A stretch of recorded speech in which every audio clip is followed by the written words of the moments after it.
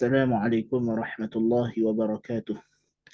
Alhamdulillahi rabbil alamin wassalatu wassalamu ala khatamil anbiya'i wal mursalin nabiyyina Muhammadin wa ala alihi wa sahbihi ajma'in, amma ba'du. Tajuk kajian saya dan juga kawan-kawan saya ialah konstruksi falsafah sains Islam menerusi Ibn Taymiyah, kerangka teori hubungan akal dengan wahyu dan sebab akibat sebagai contoh. Perbincangan kita ini ialah berkenaan dengan Islamisasi sains, iaitulah mengislamkan ilmu sains, kajian tentang alam natural supaya selari dengan sudut pandang alam Islam.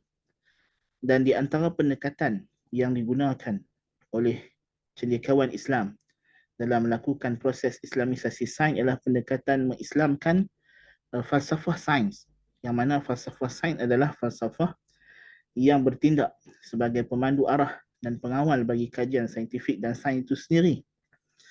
Dan di antara tokoh ilmuwan Islam yang agung yang mempunyai jasa yang besar dalam islamisasi ilmu adalah Syekhul Islam Ibn Taymiyah rahimahullahu ta'ala. Terdapat pendekatan-pendekatan yang digunakan dalam islamisasi sains ini, sama ada pendekatan yang dibawa oleh ilmu kalam seperti menerusi Abu Hamid Al-Ghazali rahimahullah, ataupun ahli falsafah seperti Ibn Rushd rahimahullah. Dan wajar untuk diketengahkan juga satu lagi tokoh yang merupakan pengkritik kepada tokoh-tokoh ini, iaitulah Ibn Taymiyah rahimahullahu ta'ala. Jadi di sinilah kenapa rasionalnya kita mentengahkan Ibn Taymiyah rahimahullah, supaya sudut pandang kita terhadap teori Islam terhadap sains itu lebih luas dari sudut pandang tokoh-tokohnya yang pelbagai. Kajian ini akan mengkaji dua isu yang ditekahkan oleh Ibn Taymiyah, iaitulah hubungan akal dengan wahyu dan isu sebab akibat, causation. Kerana Islamic science, kita nak islamisasi sains ini ialah kita nak mentengahkan proses islamisasi falsafah sains dalam membina kerangka hubungan sains dengan agama dan juga dalam permasalahan sebab akibat. Di antara dua isu yang penting dalam sains dan juga falsafah sains ialah hubungan sains dengan agama, dengan wahyu, dan juga isu sebab akibat ataupun causation.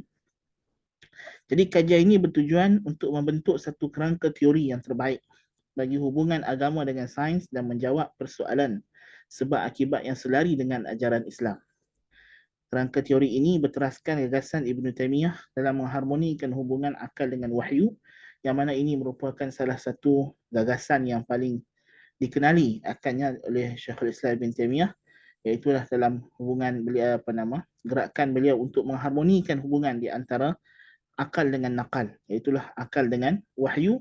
Dan sudah tentu dalam konteks kita ini, akal yang dimaksudkan di sini adalah ilmu yang dihasilkan oleh penelitian dan kajian manusia bersandarkan kepada logika akal mereka, dan tentulah ilmu sains itu sendiri termasuk daripada salah satu bentuk ilmu akli, salah satu bentuk ilmu akli, dan pada zaman dahulu dikenali sebagai falsafah neutral, falsafah neutral atau falsafah tabi'i.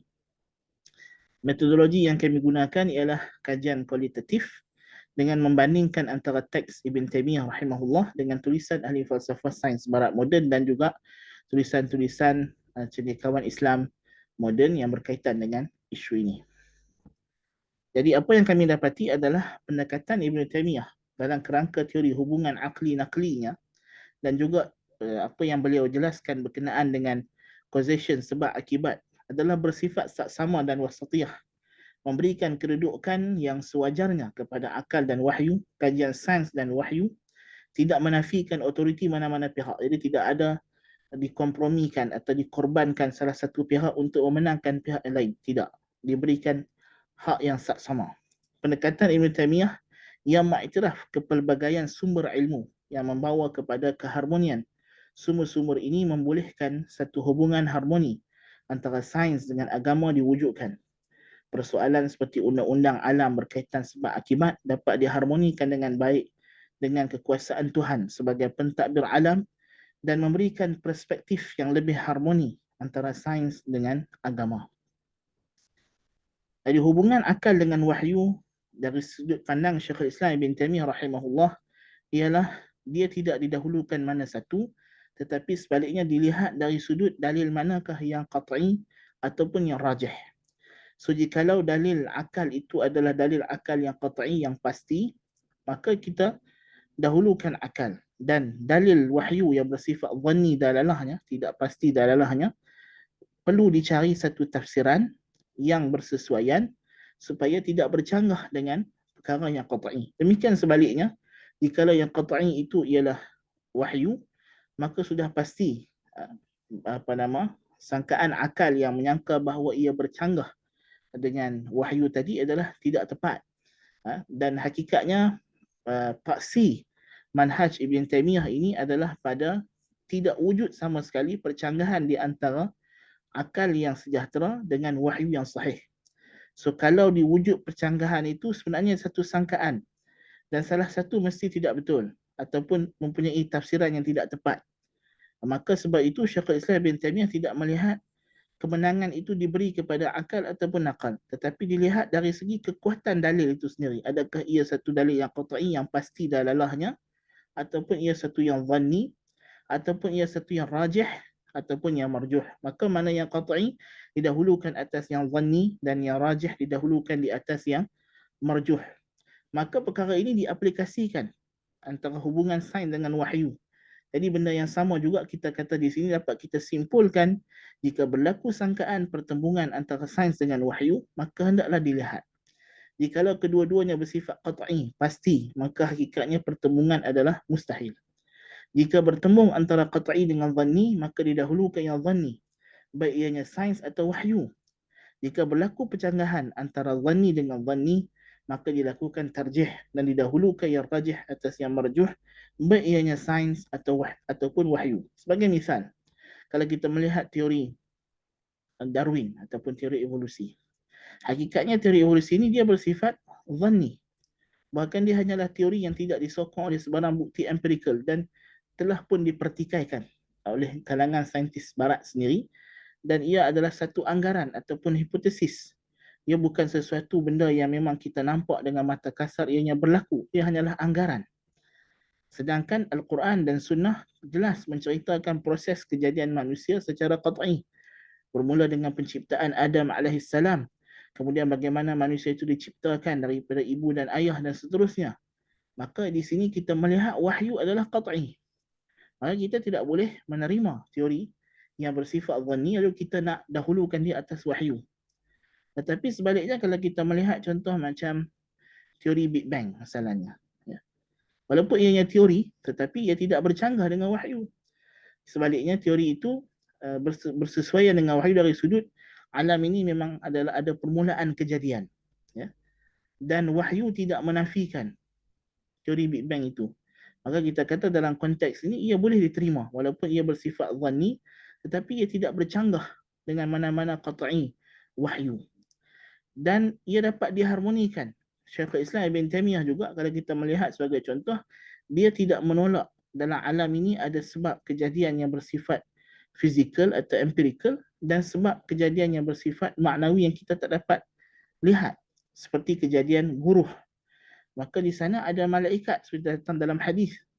Dan juga di sana berlaku pertemuan di antara awan yang menghasilkan bunyi guruh ataupun kilat. Sebagai misalnya, jadi Ibn Taymiyah melihat kedua-dua perkara ini adalah harmoni dan tidak ada percanggahan di antara apa yang dikhabarkan oleh hadis berkaitan dengan kejadian guruh dan kilat dengan apa yang dilihat oleh mata kasar manusia. Kerana memang dalam kejadian alam ni ada sebab yang kita nampak dan ada sebab satu lagi, sebab yang kita tak dapat lihat dengan panca indera yang dilakukan oleh para malaikat. Jadi sebab itu kita kata dari sudut sebab akibat, causation juga. Ibn Taymiyah menetapkan adanya sebab akibat yang dicipta Allah dan tidak bercanggah antaranya dengan kuasaan Allah. Jadi Ibn Taymiyah melihat kejadian alam ni dia ada sebab akibat. Dan Allah Subhanahu Wa Taala menjadikan makhluk itu ada keupayaan untuk memberi kesan. Dan ianya adalah ciptaan Allah Subhanahu Wa Taala. Oleh itu, dari sudut itu, tidak ada percanggahan. Maka tidak ada di sana kita kata, kalau kita menerima dalam alam ini ada causation, ada sebab akibat, maka kita tidak perlu lagi kepada Tuhan. Ini adalah tanggapan yang salah yang telah tersebar di kalangan saintis barat. Bagi mereka, Tuhan itu hanya diperlukan bila tidak boleh menjawab. satu persoalan, tidak boleh jelaskan satu kejadian secara netral. Sedangkan hakikatnya perkara kejadian netral yang berlaku ini dalam kawalan Allah Subhanahu Wa Taala, dan memang Allah Taala yang jadikan sebab akibat itu begitu kejadiannya. Ya, dan apabila berlaku mukjizat para nabi dan rasul, maka di situlah Allah Subhanahu Wa Taala mengubah hukum sebab dan akibat itu yang menjadi bukti bahawa seseorang itu nabi ataupun rasul. Maka tidak ada percanggahan di antara kita percaya alam ini ada sebab dan akibat dengan kekuasaan Allah Subhanahu Wa Taala. Jadi inilah apa yang dapat saya bentangkan kepada hadirin hadirat semua berkaitan dengan kerja kami secara ringkas. Semoga Allah Subhanahu Wa Taala memberikan manfaatnya kepada kita semua. Aku qauli hadza wa astaghfirullahal azim li wa lakum. Subhanakallahumma bihamdika asyhadu an la ilaha illa anta astaghfiruka wa atubu ilaik. Wassalamu alaikum warahmatullahi wabarakatuh.